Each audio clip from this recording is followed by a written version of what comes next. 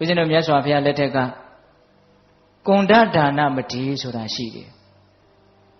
သူ့ရဲ့မူရင်းနာမည်ကတော့ဒါနဒါပေမဲ့ရှေ့ကကွန်ဒလို့ထည့်ထားတယ်မိမကျူးသူတဲ့ဟောယဟန်တစ်ပါးရဲ့ဘွဲ့ရှိမှာအဲ့ဒါကြီးထည့်ထားတာစိတ်ပြည့်စရာကြီးဘာဖြစ်လို့အဲ့ဒါလိုအထည့်ခံရတယ်လဲဆိုတော့သူသွားလေရာမှာအရွယ်ရှိတဲ့မိမတယောက်ကတကောက်ကောက်လိုက်နေတယ်လို့ဘေးလူတွေရဲ့မျက်စိမှာမြင်ရတယ်တဲ့တကယ်မလိုက်ဘူးတကယ်လည်းမရှိဘူး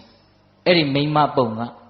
သို့တော့ဘေးကကြည့်တဲ့လူရဲ့မျက်စိထဲမှာအဲ့ဒါလိုကိုမြင်နေရတာဘယ်သူမှသူ့ကိုမယုံဘူးဆွန်းလောင်းမဲ့လူလည်းမရှိဘူး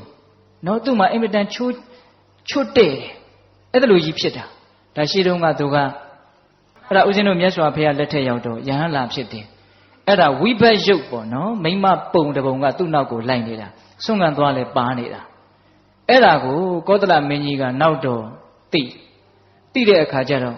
ဒီယဟန်ဘလို့လဲမသိဘူးစုံစမ်းလာကျောင်းပေါ်လောက်တော့အဲ့ဒီယဟန်ကကျောင်းပေါ်တက်သွားတယ်ကောသလမင်းကြီးကနောက်ကလိုက်သွားတယ်အဲ့ဒီမိန်းကလေးကလည်းလိုက်သွားတာပဲ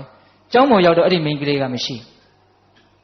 အဲ့ဒီယဟန်ပြန်ဆင်းသွားတော့မိန်းကလေးကပါသွားတာပဲအဲ့ဒီတော့မှဒါအကြောင်းတစ်ခုခုကြောင့်ရှိမယ်လို့ကောသလမင်းကြီးသဘောပေါက်မြတ်စွာဘုရားကိုရှောက်မြတ်စွာဘုရားကအကျိုးအကြောင်းပြောပြအတိတ်အကြောင်းကိုပြောပြတော့အရှင်ဘုရားဒီလိုဆိုရင်အရှင်ဘုရားကိုဘယ်သူကကြည်ညိုမှာလဲတပည့်တော်ဆွန်းကွန်းဝေယဝိစ္စပစ္စည်းလေးပါးဒါယကခံတယ်ဆိုပြီးတော့နောက်တော့ယဟန္တာဖြစ်တယ်အဲ့ဒီယဟန်ကအဲ့ဒါလိုမိမပုံရိပ်ကနောက်ကလိုက်နေတာဆိုတော့ယဟန်တွေကသူ့ကိုတကယ်လဲအမြင်ကတ်တယ်ပြောင်းလဲပြောင်းခြင်းတယ်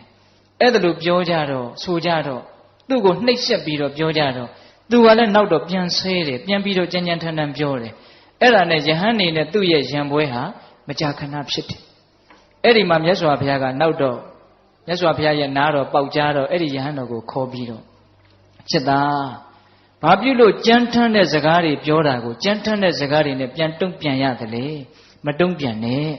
ဒါဟာမင်းရဲ့အတိတ်ဘဝကမကောင်းတဲ့ကံကြောင့်ဖြစ်ပေါ်လာတာမင်းမှာတကယ်တမ်းအဲ့ဒီအပြစ်ကရှိနေတာမဟုတ်ဘူးမိမနောက်ကလိုက်နေတယ်ဆိုတဲ့အပြစ်တကယ်ရှိတာမဟုတ်ဘူးအဲ့ဒီမရှိတဲ့အပြစ်ကိုဘေးကပြောနေတာကိုမင်းသိခံလိုက်ပါအဲ့ဒီမှာမြတ်စွာဘုရားကဘယ်လိုဥပမာလေးနဲ့ပြောတာလဲဆိုတော့အနာပြက်နေတဲ့ကြီးခွက်လိုမင်းကျင့်ရမယ်တဲ့